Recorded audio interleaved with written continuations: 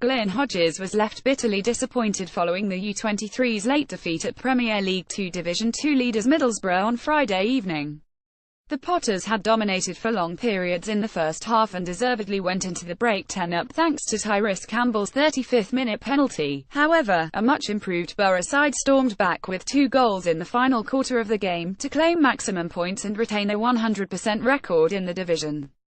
Speaking to StokeCityFC.com shortly after the full-time whistle at Heritage Park, Hodges was visibly frustrated in the way his side had let the lead slip, having performed so well up to that point. "I'm absolutely fuming," Hodges expressed. "We did well in the first half against the league leaders and deservedly went in at half-time winning 10, but in the second half we didn't seem to get going. Middlesbrough upped the tempo and we sat back expecting to win 10 against a good side, but you can't do that. We needed that extra goal, which we would have deserved given our first half performance, but weren't able to get it, and it's proved crucial.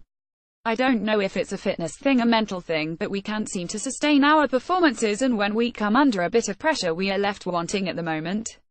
We have a lot of good players in the group, but it's just a case of trying to knit them all together to produce consistent and whole game performances.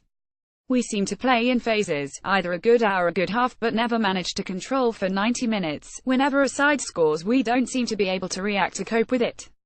It's something we'll speak about and work on over the next week or two." Despite the loss, the former Wales international was able to take some positives from the game, including the performances of some players who stepped up from Kevin Russell's under-18 squad. "I thought Lasse Sorensen and Christopher Serretto were excellent, while Andrew Churji was superb first half, although not as dominant as I'd have liked in the second," he added.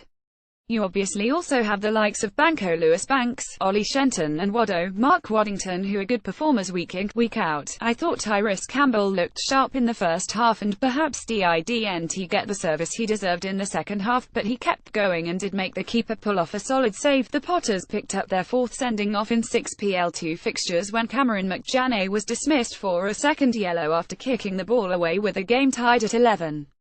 Hodges expressed annoyance in the manner of the sending-off and said he had no qualms with the decision, as well as the 3 previous calls. "I think it was the right decision," Hodges added. "You can't kick the ball away when you're already on a yellow and not expect to pick up another. It's cost us in the end. It's hard enough with 11 men against the league leaders, let alone 10. You could go through every one of them this season and by the letter of the law they are correct calls. It's stupidity on the players' part and everyone could have been avoided. They have to learn from that because they are letting everyone down."